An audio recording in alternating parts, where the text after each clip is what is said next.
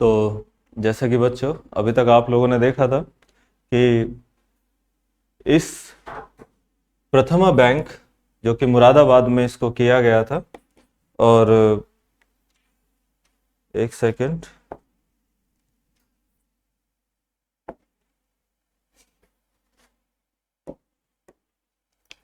ठीक है। जैसे कि आप लोगों को पता है कि प्रथमा बैंक को मुरादाबाद उत्तर प्रदेश में इसको इस्टेब्लिश किया, और इसे उत्तर प्रदेश में स्टैब्लिश करने के साथ साथ ये देश का एक वो बैंक रहा जो कि रूरल रीजनल बैंक, जिसको बोलते हैं ग्रामीण क्षेत्रीय बैंक। और इस बैंक ने अपने एक स्तर पर जो एक ग्रामीण क्षेत्र वासियों को जितना भी एक फाइनेंशियली हेल्प हो सकती थी वह हेल्प करना इसने प्रारंभ किया था। यह असल में 2 अक्टूबर 1975 में इसे स्टैब्लिश किया गया था। किसके द्वारा? इंदिरा गांधी के द्वारा। उनके अपना एक अलग विजन था, एक अलग सोच थी, एक अलग विचार था। और वो विचार क्या था कि देश के अंदर ऐसे बहुत सारे सार्वजनिक बैंक होने चाहिए जिससे कि गरीब, मजलूम और बहुत ही ज़्यादा एक वो किसान, मजदूर जिनको कोई भी वित्तीय सहायता नहीं पहुंचाता, उसको वित्तीय सहायता पहुंचाने के लिए भारत सरकार ने अपने स्तर पर एक कदम उठाया, एक कदम बढ़ाया, जिसके आधार पर उसने बहुत ही अच्छे तरह से इसने काम भी किया। हालांकि वर्तमान सरकार या फिर जो भी और भी बहुत सारे ऐसे देश के लोग हैं जो सोचते हैं कि बेकार में ही किसानों को लोन देना, फिर उन्हें माफ कर देना, ऐसे कब तक चलता रहेगा। लेकिन ये किसानों का ही नहीं है भैया, ये लगभग सरकार अपने अपने स्तर जहां से उसको फायदा होता है वहां उसको लोन देना शुरू कर देती है। लोन मिले या ना मिले एक अलग चीज हो जाती है, लेकिन मैंने हमेशा एक नोटिस की है, और वो नोटिस ये किया है कि जब भी कभी भी किसी भी पॉलिटिकल पार्टी को कोई भी किसी तरह की ऐसा लगता है कि यहाँ से मेरा वोट बैंक बहुत अच्छे स्तर पर जा सकता है, तो वहां पर वह झुक जाती है और उसको आराम से काम करना शुरू कर देते हैं।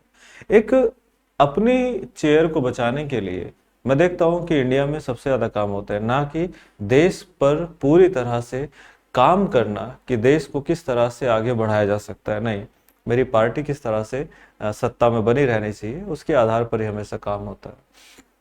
लेकिन इंदिरा गांधी नो डाउट कि उसने बहुत सारे ऐसे काम किए कि जिनको लगा कि देश के लोगों के लिए ये बहुत ज्यादा जरूरी है। थोड़ा माफी चाहूंगा, तबीयत थोड़ी खराब है, और इस खराब सिचुएशन में भी कोशिश मेरी यही जारी है कि मैं आप लोगों को पढ़ा सकूं। ठीक है, अगर इसमें कुछ डिस्टरबेंस होता है तो उसके लिए मैं क्षमा चाहता हूं। ठीक है, आगे बढ़ते हैं और देखते हैं बच्चों। जैसे ही ये पूरी तरह से यहाँ पर आपको जो डेट दिख रहा है, असल में ये डेट ही थी, लेकिन इसे 1980 में ही इस योजना को समाप्त कर दिया गया था।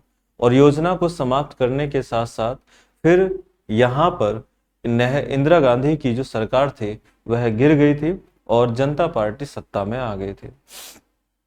जनता पार्टी जब सत्ता में आई थी तो मोरारजी देसाई इसके पहले एक गैर कांग्रेसी पहले ऐसे लीडर हुए जो कि प्रधानमंत्री देश के बने। ठीक है, और उन्होंने एक साल पहले ही इस योजना को समाप्त कर दिया और उसके स्थान पर एक प्लान को बनाया जिसका नाम था रोलिंग प्लान। रोलिंग प्लान में बच्चों कुछ नहीं, बस ये था कि पंचवर्षीय योजनाओं से दूर किस तरह से हम कर सकते थे, इसको उन्होंने किया था। ठीक है, रोलिंग प्लान को बनाने के लिए किसे बुलाया गया था? तो जो बुलाया गया था वो थे नॉर्वे के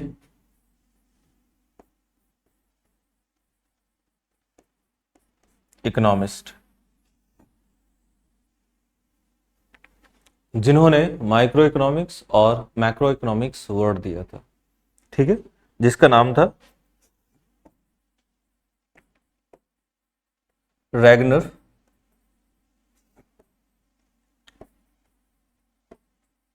फ्रेस्क।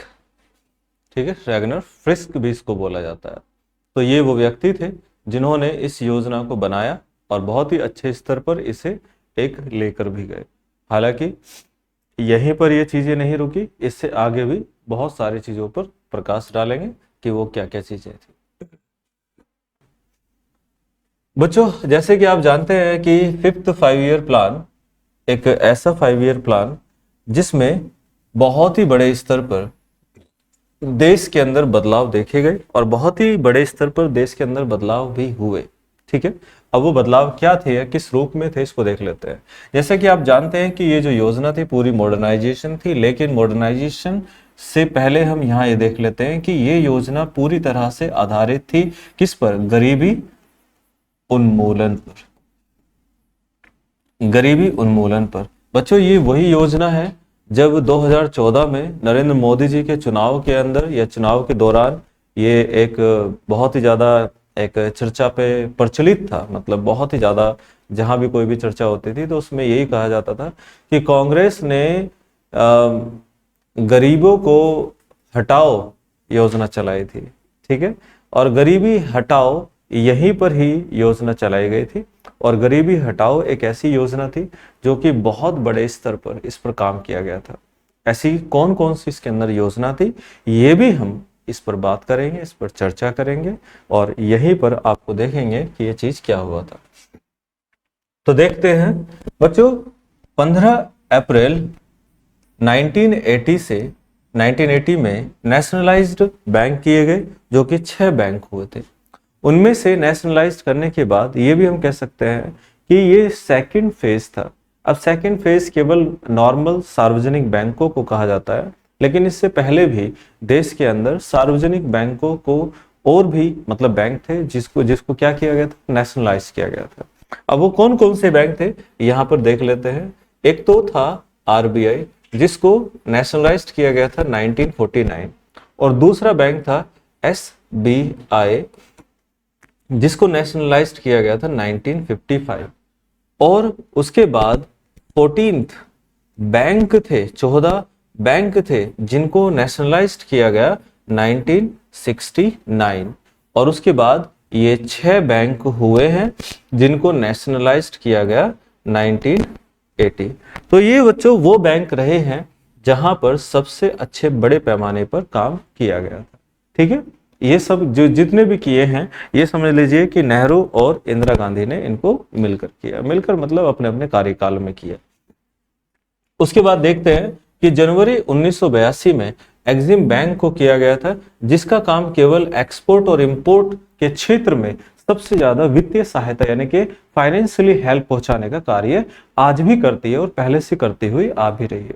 ठीक है, उसके बाद नेक्स्ट पॉइंट पर हम चलते हैं कि 12 जुलाई 1982 में नाबार्ड बैंक की स्थापना की गई, जिसका एक ही पर्पस था, एग्रीकल्चर और रूरल डेवलपमेंट को बढ़ावा देने के लिए। अब यहाँ पर आपको एक सिंपल सा कॉन्सेप्ट जो मुझे आपको बताना है वो ये है कि बच्चों नाबार्ड बैंक एक ऐसा बैंक है जो पूरी तरह से रूरल एरिया के अंदर यह पूरी एक कह सकते हैं कि फाइनेंशियल हेल्प हमेशा ये सभी बैंकों की करता है, और वह बैंक कहलाते हैं आरआरबी। अब आरआरबी में खाली यही नहीं बच्चों, इन आरआरबी बैंकों को भी और भी बहुत सारे हैं जो बैंक इन्हें हेल्प करते हैं। अब बैंक ही नहीं बल्कि स्टेट भी इनको हेल्प करते हैं। वो बैंक किस तरह से हेल्प करते हैं या स्टेट हेल्प कैसे करते हैं, ये पहले से प्री प्लान्ड है। जैसे कि यहाँ पर सेंट्रल गवर्नमेंट ने कहा है कि इसमें कम से कम 50% का फंड मैं वहन करूंगा, और बाकी जितने भी सार्वजनिक बैंक हैं उन्होंने कहा है कि 35% का फंड मैं वहन करूंगा, और बचे 15% उन्होंने किसने कर लिया, इस चीज को जिम्मा किसने उठाया? स्टेट गवर्नमेंट ने, जितने भी स्टेट गवर्नमेंट है उन्होंने कहा कि 15% इस पर हम खर्चा करेंगे या हम इसमें मदद करेंगे। उसके बाद आगे देखते हैं कि बच्चों इसी समय ही क्या कर दिया गया था, अमृतसर के गोल्डन टेम्पल में ऑपरेशन ब्लू स्टार चलाया गया। ऑपरेशन ब्लू स्टार ऐसा चला कि हमारे देश के जो सबसे बेहतरीन, जिसको मैं कह सकता हूं ऐसी प्रधानमंत्री को छीन लिया गया 1984 में ही। और यहीं पर ही 1984 में ही क्या हुआ, सिख दंगों को यहाँ पर बढ़ावा दिया गया था। अब सिख दंगे एक ऐसे दंगे थे जो कि आप जानते ही हैं कि देश के अंदर सबसे बड़े स्तर पर यहाँ एक ऐसे काम हुए जो कि एक मतलब कह सकते हैं कि दर्दनाक हादसे हुए। ठीक है, अब इसी योजना में ही कुछ योजनाएं भी हैं जो इंदिरा गांधी ने चलाया, किस चीज को ध्यान में रखकर, गरीबी उन्मूलन को ध्यान में रखकर। बच्चों 1976 में अंत्योदय योजना चली, और अंत्योदय योजना वो योजना है जिसमें आज मिस्टर प्रधानमंत्री जी बोलते हैं कि मैंने या बीजेपी ने 80 करोड़ परिवारों को राशन पहुंचाने का कार्य किया है। अब आप जानते हैं कि 80 करोड़ परिवारों को राशन पहुंचाना, अब ये तो अंत्योदय योजना का लाभ तो भैया वही उठा सकते हैं जिसके पास क्या होगा, जिसके पास होगा बीपीएल कार्ड। और बीपीएल कार्ड का मतलब है यानी कि बिलो पॉवर्टी लाइन, यानी कि एक गरीबी रेखा से नीचे जीवन यापन करने वाले लोग। इसका मतलब यह हुआ कि 2011 की जनगणना के आधार पर यदि हम बात करते हैं गरीबों की संख्या, तो उस टाइम पर केवल और केवल 27 करोड़ की जनसंख्या थी, और आज 80 करोड़ की जनसंख्या जो कि गरीबी रेखा से नीचे पहुंच गई अकॉर्डिंग टू डेटा। और ये मैं नहीं कह रहा हूं, स्वयं प्रधानमंत्री जी इसको कहते हैं। ठीक है, कभी इसका भी ब्लेम, कुछ होते हैं अंध भक्त, ठीक है, या फिर अंधभक्त कह लो, या फिर कह लो कि ब्लाइंडली एक किसी पर भरोसा करना भी चाहिए, लेकिन हर जगह नहीं। ठीक है, तो अब यहां पर एक ऐसी योजना इस देश के अंदर चलाई गई जो कि बहुत ही बड़े स्तर पर हम कह सकते हैं कि एक काम करती थी, और आज भी देश के अंदर यहां बहुत ही अच्छे स्तर पर कार्य कर भी रही है, जिसका मैं नाम लेना चाहूंगा कि वो योजना का नाम क्या था। वो था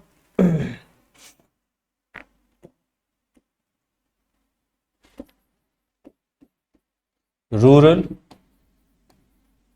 development programme.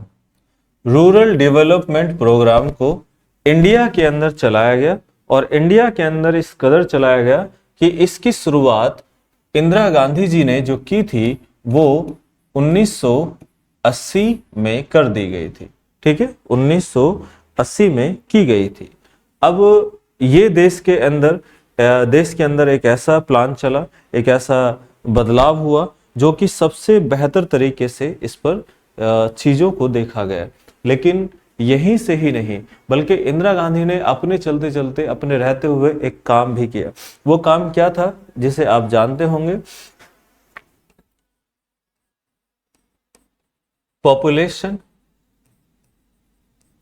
Control programme. Population control programme भी इसी दौरान इंदिरा गांधी के समय में इसको चलाया गया था।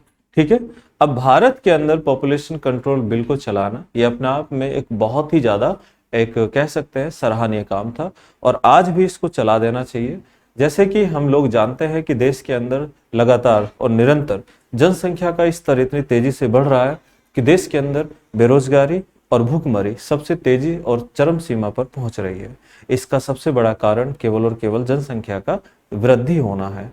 लेकिन अगर हम बात करते हैं कि जनसंख्या का वृद्धि होना है, ऐसा केस केवल भारत का ही केस है जो कि जनसंख्या के आधार पर हम अगर देखते हैं तो ये सारी चीजें आपको दिखाई देती है। लेकिन सच्चाई ये है, दूसरे देश की बात यदि हम करते हैं चाइना की, तो चाइना ने अपने देश को या अपने देश की जनसंख्या को स्ट्रेंथ बनाया, और इतना स्ट्रेंथ बनाया कि आज चाइना दुनिया की दूसरी सबसे बड़ी इकोनॉमी है, दुनिया की दूसरी सबसे बड़ी इकोनॉमी है, और एक ऐसी इकोनॉमी जहां पर सबसे ज्यादा काम भी किया जा रहा है। और ऐसा नहीं है, और इस स्तर पर काम किया जा रहा है कि हमारा खुद देश भी आज उसी के ही बनाए हुए प्रोडक्ट पर जीवन यापन कर रहा है, मैं ये कह सकता हूँ। अगर इस देश के अंदर से चाइना के प्रोडक्ट को सभी को समाप्त कर दिया जाए तो मैं कहता हूं कि लगभग सब कुछ खत्म से हो जाएगा।